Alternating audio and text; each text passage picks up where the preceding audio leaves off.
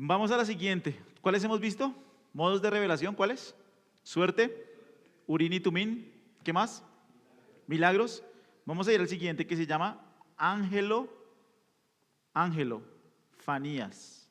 Angelofanías. ¿Qué son angelofanías? Bueno, son manifestaciones, una aparición de un ángel. ¿Qué es un ángel? Un mensajero. La palabra hebrea es malak. La palabra hebrea es malak, que se traduce como un mensajero. Su función primordial no define su naturaleza, si es humano o celestial, sino su tarea: entregar un mensaje o ejecutar una orden de parte de quien lo envía. A veces la palabra malak aparece para un humano, por ejemplo Ageo 1:13, y a veces hace referencia a un ser celestial enviado por Dios, como Génesis 21:17. En el griego es la palabra ángelos, de ahí viene la palabra ángel, que es la palabra hebrea mensajero. ¿Listo? Entonces, a veces ángelos se traduce de un mensajero humano, como Juan el Bautista en Mateo 11:10, y a veces hace referencia a un ser celestial, como en Lucas 1:26. ¿Qué es una angelofanía? Básicamente es un ángel que aparece, es una aparición angelical, una manifestación visible de un mensajero celestial cuyo estado natural es espiritual e invisible para nosotros, pero se manifiesta. Entonces, por ejemplo, miren Hechos 7:53. Dice que hubo ángeles involucrados en la entrega de la ley a Moisés. La Biblia dice que fue entregada por medio de ángeles. Miren Hechos en el capítulo 7, versículo 53, y en Gálatas 3:19. Dice explícitamente que la ley mosaica fue entregada por medio de ángeles. ¿Qué dice Hechos 7:53? ¿Quién nos ayuda?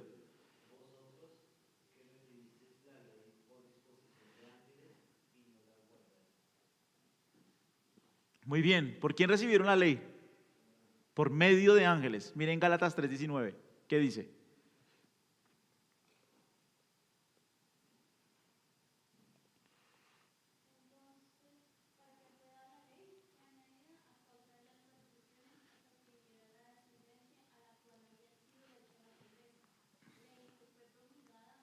Mediante ángeles.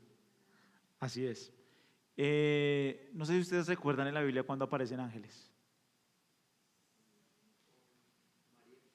María, sí, muy bien. Gabriel, ¿cuándo más?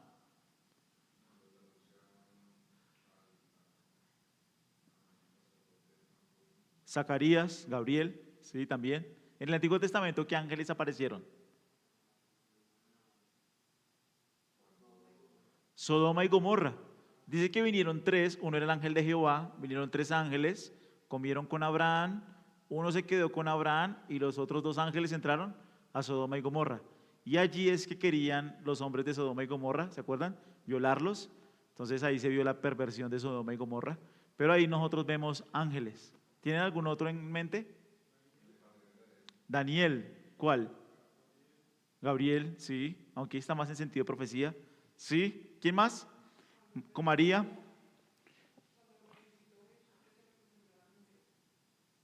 Habían dos ángeles en la cabecera, sí, muy bien. Cuando en la tentación dice que después ángeles le servían. También en Getsemaní dice que ángeles le fortalecieron. ¿Qué? Sí,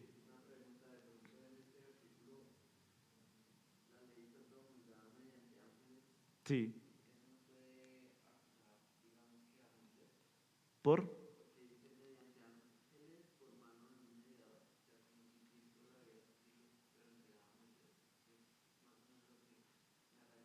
¿Ese qué pasaje es? Sí. Ahí tú identificas al mediador, a Moisés o a Cristo. ¿Por qué? Sí. O sea, de Dios. Sí, pero digamos que el contexto que se está viendo allí, digamos Hebreos compara a Moisés como mediador y compara a Cristo como mediador. Entonces, espérate si voy al pasaje. Van a echar carreta sobre el pasaje. Gálatas 3.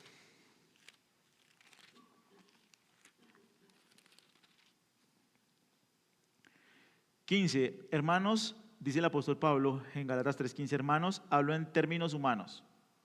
Un pacto, aunque sea humano, una vez ratificado, nadie lo invalida ni le añade condiciones. Ahora bien, las promesas fueron hechas a Abraham y a su descendencia.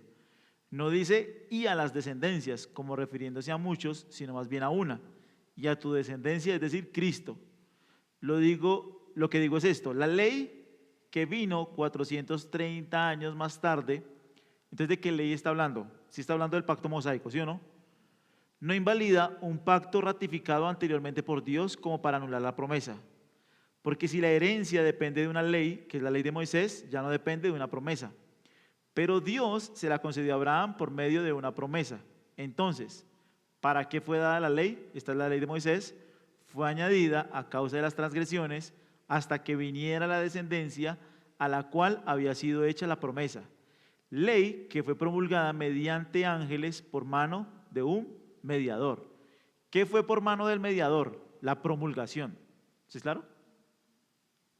No tanto como, no sé si se está refiriendo tanto a la escritura, sino que los ángeles como mensajeros la promulgaron y también se promulgó esa ley por mano de un mediador. Creo que el sentido no es tanto la escritura, porque sí dice que fue escrita por el dedo de Dios, pero creo que fue promulgada como mediador Moisés, no sé si. Pero sí, el punto está hablando es de la ley que fue dada por Moisés. Él la entregó al pueblo de Israel.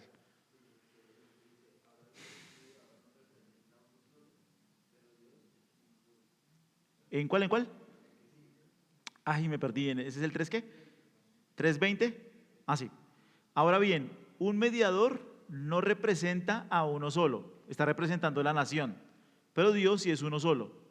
Entonces, no sé qué significa que Dios es uno solo, pero sí, Moisés está como representante, no está él solo, sino está en representación como cabeza del pueblo.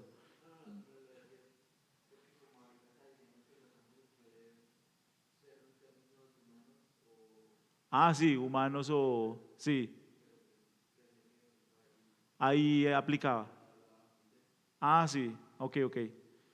Sí, no, creo que ahí sí son ángeles celestiales, mensajeros celestiales. Sí,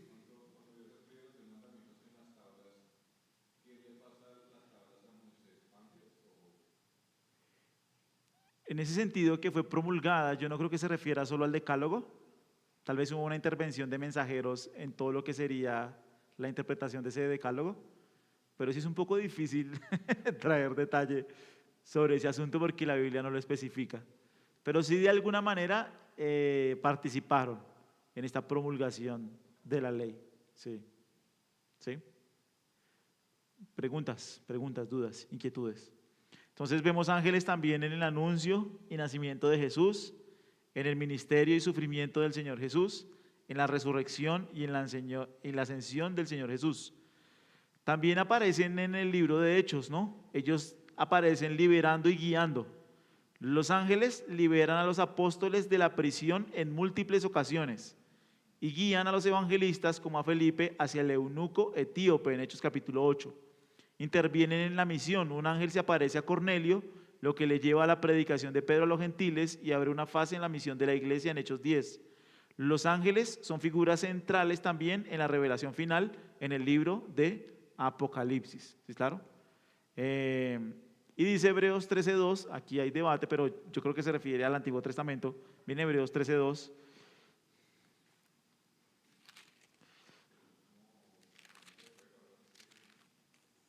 Hebreos 13:2. ¿En Hebreos 13:2? Creo que no. No se olviden de la hospitalidad, porque por ella algunos sin saber lo que hicieron. Hospedaron, ¿quiénes hospedaron ángeles? ¿Cómo? Está en auristo, está en pasado, y yo creo que hace referencia a Lot, a Abraham. No creo que esté haciendo, algunos dicen que es un poco ambiguo porque pues se lo está diciendo la iglesia, ¿no? Entonces algunas personas lo interpretarían como que Dios todavía, o sea, como que alguien de la iglesia recibió ángeles. Otros dicen, no, parece que el argumento del pasaje es no se olviden de la hospitalidad. El principio de hospitalidad es desde el Antiguo Testamento. Aquí parece que algunos recibieron ángeles, pero la palabra recibieron ángeles está en auristo. Sí, pareciera que es como pasado. Sí. ¿Preguntas? No hay ángeles de la guarda, sí. Señor.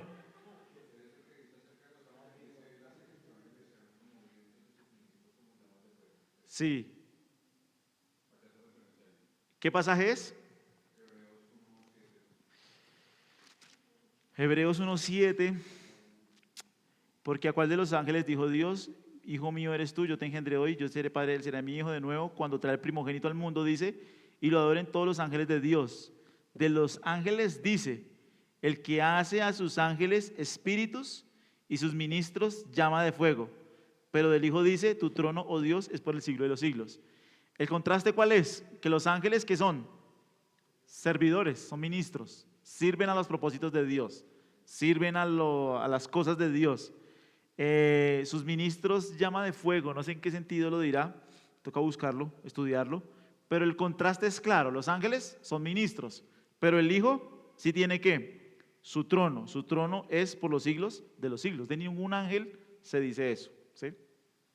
Preguntas, dudas, inquietudes. Génesis 6, sí. ¿Cómo? No son ángeles. Creo yo que sí son ángeles. Sí.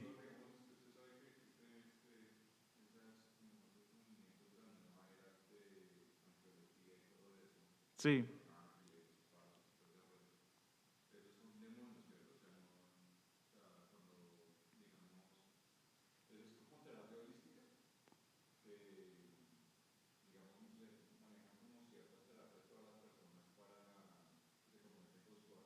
Son demonios, o son demonios, sí. Sí. Aunque no estamos viendo clase de angelología. Angelología viene después. Aquí solamente es una forma en que Dios comunicó su voluntad. ¿Sí? Más revelación, no tanto angelología. Yo sé que pueden haber muchas preguntas de la angelología. Sí. Sí. Satanás. De ángeles. Sí. ¿Dónde estabas?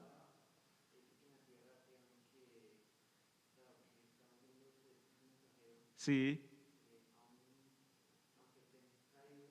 No creo que sirvan como mensajeros de Dios. Como ministros, no. La soberanía de Dios.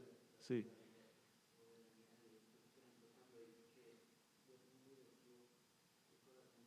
Sí. No, cuando dice que endurece el corazón, no es de manera positiva, sino retirando su gracia. Entonces Dios no puede de ninguna manera inducir al pecado o endurecer activamente el corazón. Dios retira su gracia restrictiva. Es como alguien decía, la causa y efecto, ¿no? Digamos, si yo a alguien le pongo el pie, lo más natural que es que se caiga. Entonces no es en ese sentido que Dios lo hace, sino es más bien si yo suelto una sombrilla, ¿quién lo jala? ¿Quién es? La gravedad. La gravedad jala la sombrilla. Entonces cuando Dios retira su gracia, la forma natural en que el hombre responde es endureciendo su corazón. Entonces Dios no lo hace de manera activa. Con los demonios que se rebelan, Él los expulsa y es un misterio de cómo Satanás tiene una conversación allí con Dios. Digamos que es un poco misterioso de cómo Satanás puede comunicarse con Dios Santo, si es a través de algún medio, de algo, pero si hay una comunicación allí. Pero nunca ningún demonio es un ministro de Dios. Los demonios son opositores, son enemigos, tienen huestes que van en contra del reino de Dios y en contra de la obra de Dios. Entonces como que no son sus aliados, sus ministros de su servicio, sino que son sus opositores activos. No sé si respondí la pregunta. ¿Sí? ¿No? Sí. Ah, hijos de Dios. Lo que pasa es que el término hijos de Dios en Génesis 6 también se utiliza para ángeles. Entonces están los hijos de Dios, ¿cómo es que dice? Los hijos de Dios y los hijos de los hombres. Así, los hijos de Dios y los hijos de los hombres. En Génesis 6. Entonces en Génesis 6, hijos de Dios se ve como ángeles que tomaron forma humana y se llegaron a las mujeres para dañar la descendencia. Entonces, segunda de Pedro habla de eso, Judas habla de eso, de los ángeles que se rebelaron y están en prisiones eternas, que creo que en Apocalipsis esos ángeles son soltados y van a traer mucha más destrucción.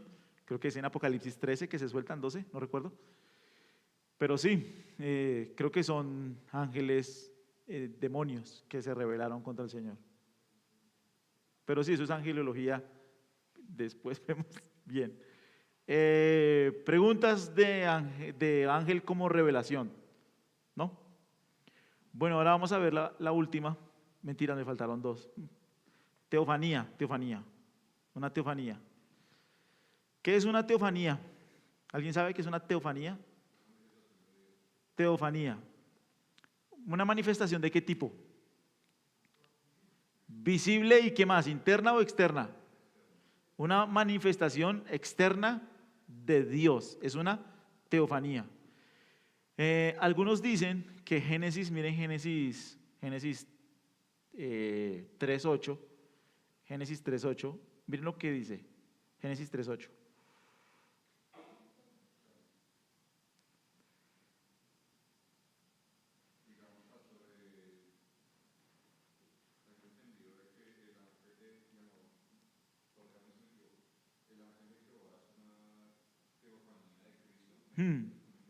Sí, sí, yo lo creo así. La palabra teofanía es una palabra compuesta, teos, que significa Dios, y otra vez fanos, que es aparición. Es una aparición o manifestación de Dios a los sentidos humanos. Entonces, por ejemplo, algunos dicen, miren Génesis 3.8, ¿qué dice? ¿Quién nos ayuda a leerlo?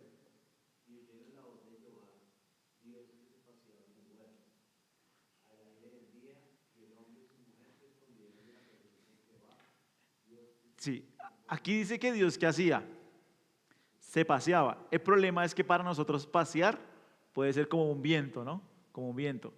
Pero la palabra hebrea para pasear es la misma que se utiliza para decir que Enoc caminó con Dios.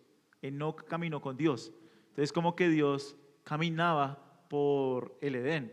Algunos dirían que es una manifestación preencarnada de Cristo, porque Cristo es el medio a través del cual nos relacionamos con Dios. ¿Qué teofanías encontramos? Encontramos la zarza ardiente en Éxodo capítulo 3. Moisés ve una zarza que no se consume, él se acerca a esa zarza y Dios le dice, quita el calzado de tus pies porque el lugar en el que estás, tierra santa es una manifestación de Dios. Creo que fue San Agustín el que dijo que él estaba más inclinado a pensar que la zarza ardiente era el Espíritu Santo, la tercera persona de la Trinidad, porque el Espíritu Santo, decía Agustín, es como fuego. También hay una manifestación de la columna y la nube de fuego en Éxodo en el capítulo 13. Hay una nube y fuego durante el Éxodo. Dios guía a Israel a través de esa columna durante el día y durante la noche. Está la Chequiná, que es la nube de la gloria y de la presencia de Dios, que apareció también en avivamiento, supuestamente.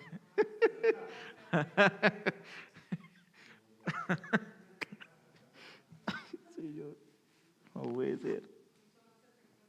Hay gente muy engañada. La Chequiná, que es la nube de la gloria, la nube que descendía sobre el tabernáculo, y el templo era la señal visible de la presencia y la gloria de Dios, habitando en medio de su pueblo. ¿Por qué no puede aparecer la Chequiná hoy?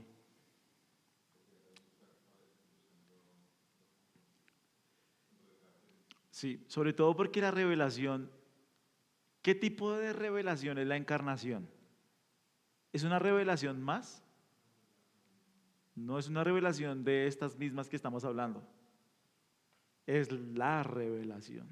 Sí. O sea, Jesús dijo, el que me ha visto a mí, ha visto al Padre. O sea, la encarnación es la cúspide de todas las revelaciones. Es claro, no es como una más entre tantas, sino que es la cúspide de toda la revelación. Toda la obra redentora apuntó a la revelación de Cristo. El que me ha visto a mí, ha visto al Padre. Entonces, Él es la máxima revelación que nosotros esperábamos. Y lo único que esperamos es la segunda venida, no la Shekinah, ¿sí? Ya la tenemos toda, ¿sí? El Espíritu Santo como paloma. Bueno, el Espíritu fue un animal. ¿Cómo? Forma corporal, dice Lucas. Miren Lucas, ¿cómo que no? Lucas 3. Yo no creo que sea una paloma, ¿no? Pero sí dice eso Lucas 3. ¿Cómo así? No, vea Lucas 3, vea Lucas 3, bautismo. Lucas 3, 21. Y aconteció que cuando todo el pueblo era bautizado, Jesús también fue bautizado, y mientras él oraba, el cielo se abrió y el Espíritu Santo descendió sobre él en forma, ¿qué palabra dice ahí? No, ¿cuál? Lean bien. En forma corporal, como una paloma, y vino una voz del cielo que decía: tú eres mi hijo amado. Entonces la pregunta es si la tercera persona de la Trinidad se convirtió en un animal. Yo creo que no.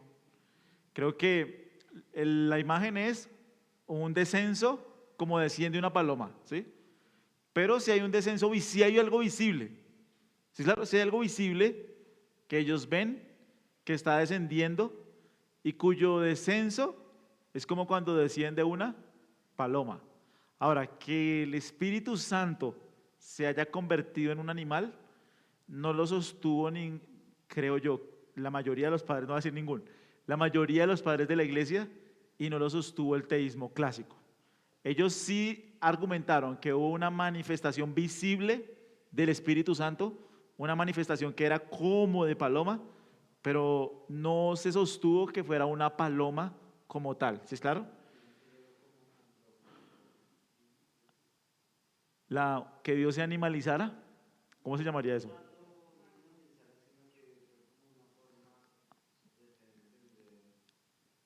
Sí fue una forma visible externa, pero no una paloma, sino. Y antropomorfismo es cuando habla, morfo es forma de hombre, entonces un lenguaje de hombre, o antropopatismo es sentimientos de hombre, es como cuando habla el lenguaje, ¿sí? Pero creo que no era una paloma física, sí.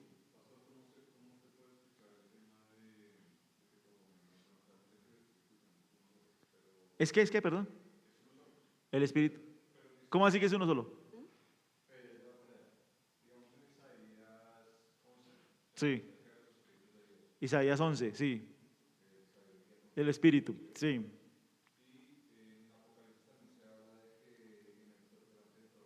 Están los 7 espíritus, sí, sí, sí. Es una forma de describir la obra del espíritu.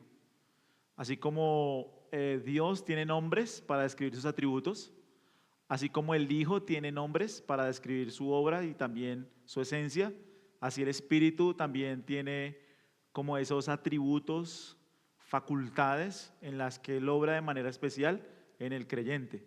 Pero no es tanto como una división de que hay 7 espíritus en el sentido de división, sino más es describir su obrar, y creo que el 7 habla más de su perfección, que es un poco más simbólico allí de pronto, pero sí, no es como que esté dividido o algo así, sí. Muy bien, también hubo un momento, no sé si tienen preguntas hasta ahí. ¿No? ¿Está muy pesado hoy? Manifestaciones externas de Dios, que no son humanas, sí, sí.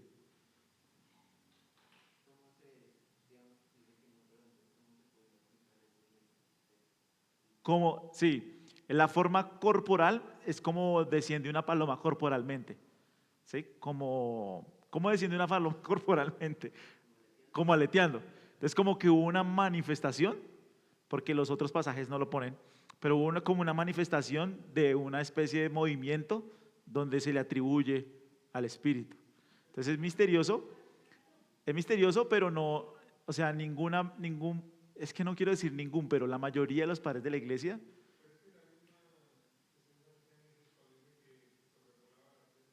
Ah, el espíritu se movía. Sí, sobre las aguas. Sí, es similar, si no recordaba esa comparación. Pero sí creo que sería herejía decir que era un animal. Yo recuerdo que hace poco estuve estudiando algo de eso y creo que decir que es un animal ya entra dentro de la... Creo. Pero no, ahí también, hoy estoy con varias preguntas que les debo. También Dios manifestó su voz audible, ¿no? No sé si recuerdan con Samuel. La transfiguración de Cristo, la transfiguración de Cristo también entra dentro de esta manifestación visible, donde la gloria de Dios, este es mi Hijo amado. Y tenemos el ángel de Jehová, el ángel de Jehová. Entonces, el ángel de Jehová es una de las figuras teofánicas más complejas y fascinantes del Antiguo Testamento, porque es el ángel de Jehová o el ángel del Señor. Este ser aparece como un mensajero divino distinto de Dios en Éxodo 23:20, Isaías 63 del 8 al 9, pero en muchos pasajes habla como Dios mismo, recibe adoración como Dios mismo y es explícitamente identificado con Dios mismo. Por ejemplo, en Génesis 16, Génesis 16 creo que es el primer pasaje donde aparece el ángel de Jehová y el ángel, no mentiras, no recuerdo, Génesis 16, creo que sí es el primer pasaje. No sé si en la Pascua apareció el ángel de Jehová. Pero la Pascua fue después. Creo que es la primera vez que aparece el ángel de Jehová en Génesis 16. Y el ángel de Jehová le habla a Agar, pero ella responde, tú eres el Dios que ve. Entonces como que ella con el ángel de Jehová le dice, tú eres el Dios que ve. Los teólogos describen esta figura como una autopresentación de Jehová entrando en la esfera de la criatura, siendo uno en esencia con Jehová y sin embargo diferente de él. No es un ángel común, sino una manifestación de Dios mismo de una manera que puede interactuar directamente con la humanidad. Entonces, para muchos teólogos, especialmente la tradición reformada, el ángel de Jehová es una cristofanía, es decir, una manifestación preencarnada del Hijo de Dios, el verbo, el logos, la palabra, el mensajero, el ángel de Jehová, antes de su nacimiento en Belén. ¿En qué es diferente una cristofanía de la encarnación?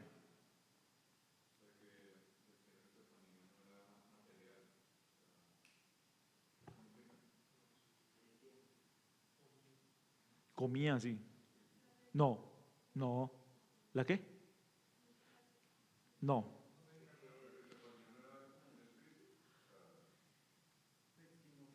Un espíritu, no.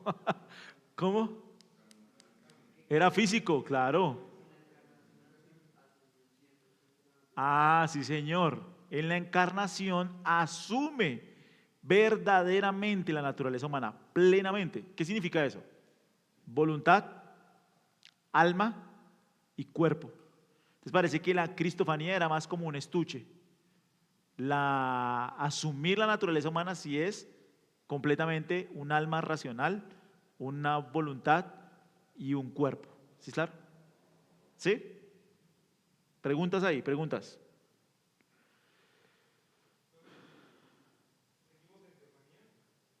Sí, aquí ya lo combinamos con cristofanía. ¿Sí? Pero es una teofanía porque Cristo es Dios. Sí, es como, sí, sí.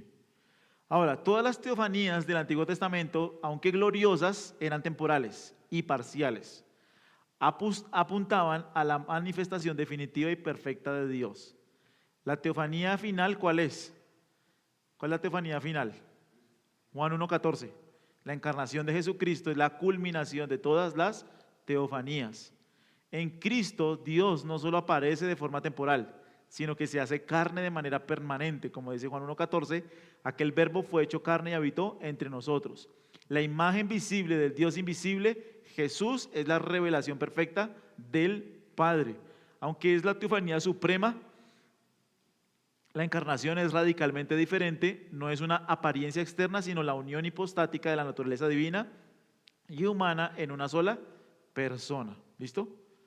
Preguntas allí, preguntas allí. Dudas, inquietudes.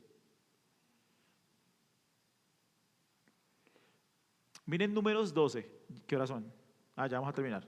Números 12, 6. Números 12, 6.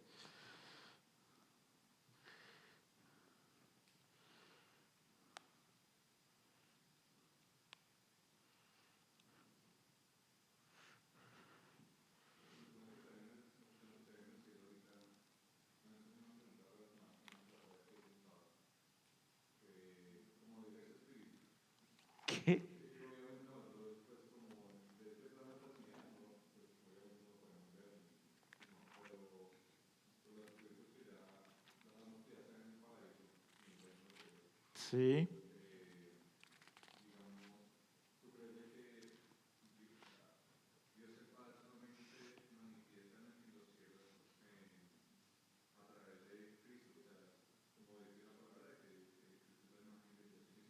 Sí.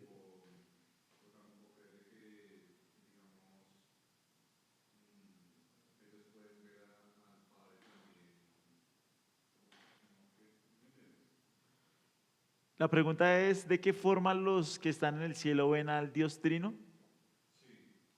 Pregunta muy difícil, ¿no? Pero creo que toda revelación es mediada por Cristo. Creo que lo que vimos hace 8 días, no hay revelación. Sin Cristo no hay revelación.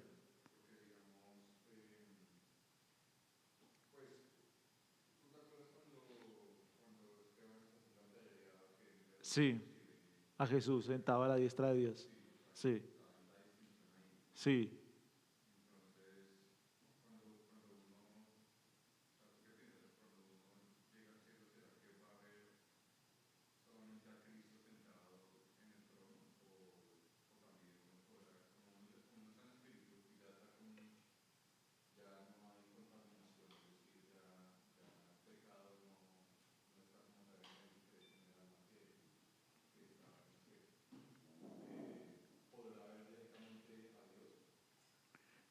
Es complejo, ¿no? Porque Dios es omnipotente, omnipresente, es eterno, impasible, santo, justo. En Juan dice que nosotros le veremos tal como Él es. Pero creo que eso hace referencia a que nosotros lo vimos, Dios ha creado el conocimiento, ¿sí o no? Y Dios nos da la capacidad de conocerlo a Él por medio de ese conocimiento que Él ha creado. Creo que en el estado eterno tendremos un conocimiento superior de Dios, pero no será un conocimiento pleno, porque lo finito no puede comprender lo infinito. La mente finita es incapaz de llegar a las profundidades de la infinitud de Dios. Entonces, sí va a haber una relación con Dios, sí va a haber un estado de plenitud con Dios, sí podremos ver a Dios de una manera distinta, pero no de manera plena y completa.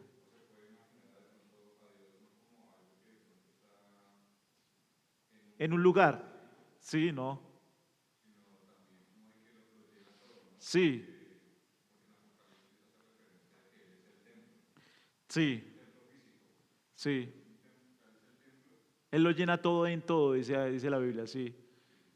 Sí, es un poco complejo poder imaginar cómo será. Sí, sí, sí.